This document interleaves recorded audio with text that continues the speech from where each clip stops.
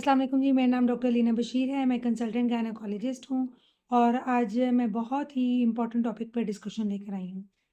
जैसा कि आपको पता है कि हमने इनफर्टिलिटी सीरीज़ स्टार्ट की हुई है, जिसमें इनफर्टिलिटी से रिलेटेड जितने भी प्रॉब्लम्स होते हैं हम वन बाय वन डिस्कस करेंगे।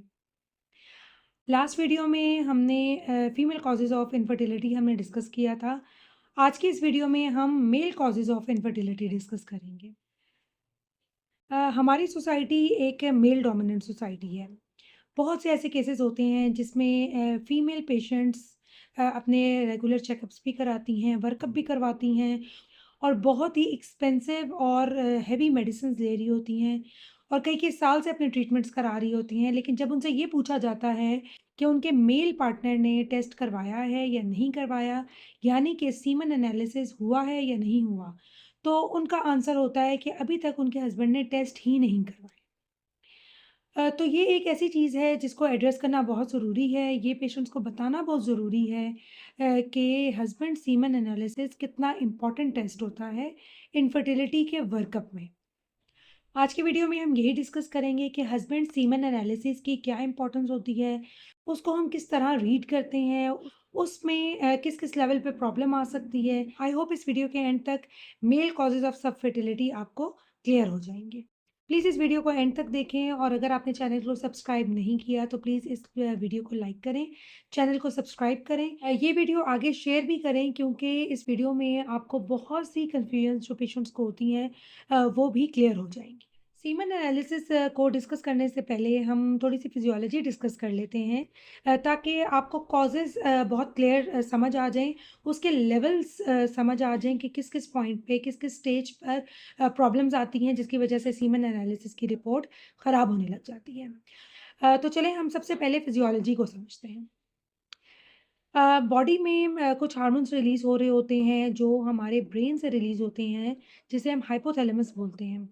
वहाँ से एक हार्मोन रिलीज़ होता है जिसे हम जीएनआरएच बोलते हैं, गोनाडोट्रोपिन रिलीज़िंग हार्मोन। वो हमारे पिट्यूटरी पे एक्ट करता है और पिट्यूटरी रिलीज़ करता है एफएसएच और एलएच। अब ये 2 हार्मोन्स बहुत ही इम्पोर्टेंट होते हैं। इन दोनों हार्मोन्स का नॉर्मल होना बहुत ज़रूरी होता है। यही 2 हार्मोन्स होते हैं जो टेस्टिस पे एक्ट करते हैं और स्पर्म्स की भी प्रोडक्शन करते हैं। अगर ये हार्मोन्स कम होंगे तो स्पर्म्स की प्रोडक्शन भी नहीं होगी और स्पर्म्स की प्रोडक्शन ना होने की वजह से जो सीमन एनालिसिस है उसकी रिपोर्ट डिस्टर्ब हो जाती है।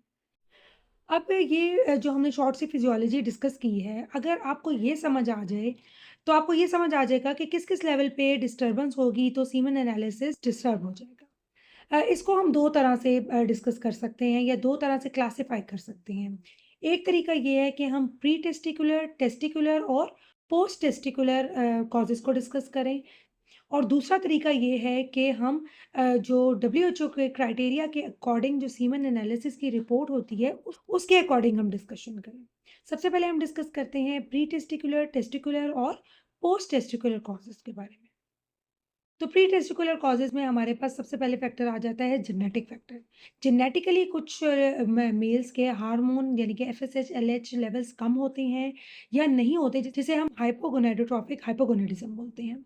अगर हार्मोन्स नहीं होंगे तो वो टेस्टिस पे एक्ट नहीं करेंगे और सीमन नहीं बनेगा। एज़ोस्पर्मिया या ओलिगोस्पर्मिया की कंडीशन हो सकती है।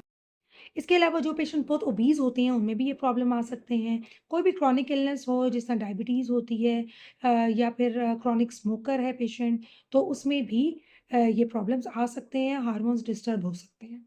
स्मोकिंग के साथ-साथ अगर पेशेंट अल्कोहल एडिक्ट है, तो उसमें भी स्पर्म काउंट पे इफ़ेक्ट पड़ सकता है। अब हम देखते हैं टेस्टिकुलर कॉजेज़ ऐसे कौन-से हैं, जिनमें ये प्रॉब्लम्स आ सकती हैं।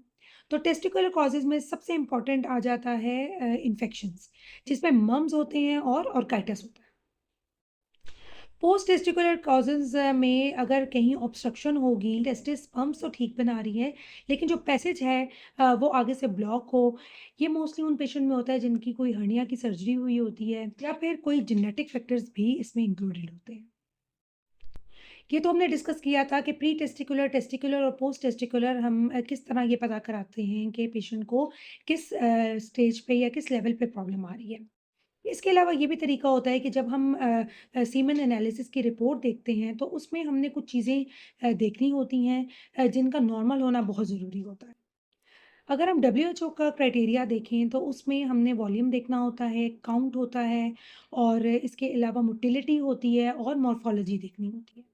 अगर डब्ल्यूएचओ की गाइडलाइन के अकॉर्डिंग हम देखें तो सीमन एनालिसिस की रिपोर्ट में जो काउंट होता है वो मोर देन 15 मिलियन पर एमएल होना चाहिए।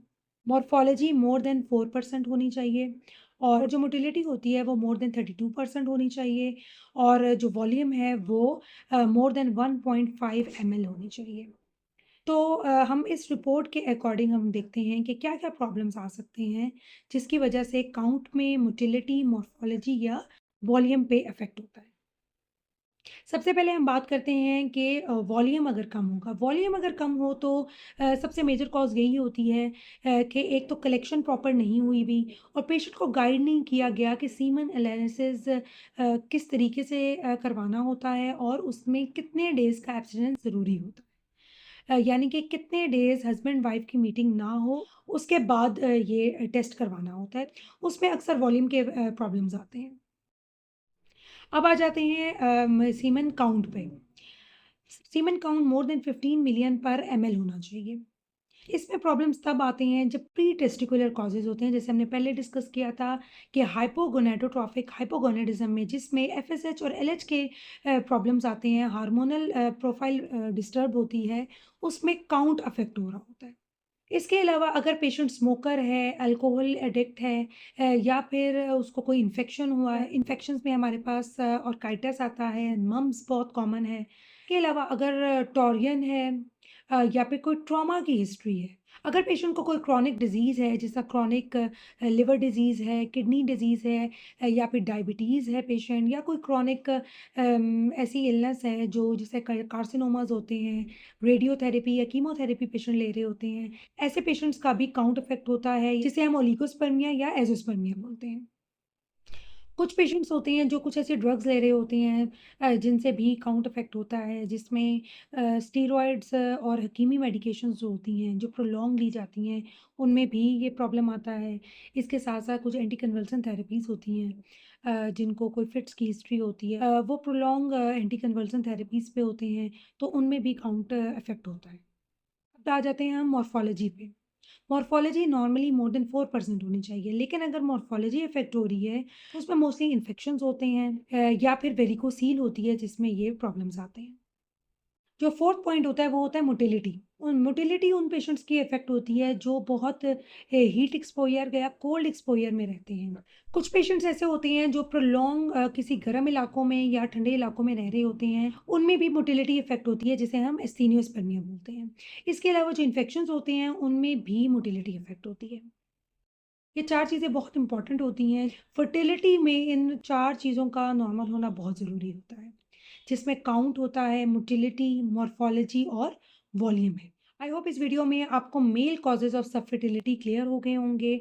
अगर आपको ये वीडियो पसंद आई है, तो प्लीज़ इस वीडियो को लाइक करें, चैनल को सब्सक्राइब करें और अपने तमाम फैमिली फ्रेंड्स के साथ भी शेयर ताकि जो पेशेंट्स अभी तक इस चीज़ को समझ नहीं पाए कि सीमेन एनालिसिस की क्या इम्पोर्टेंस होती है, उनको भी ये क्लियर हो जाए, ताकि उनका सब फर्टिलिटी का वर्कअप कंप्लीट हो सके और उनके लिए कंसीव करने में भी आसानी हो सके।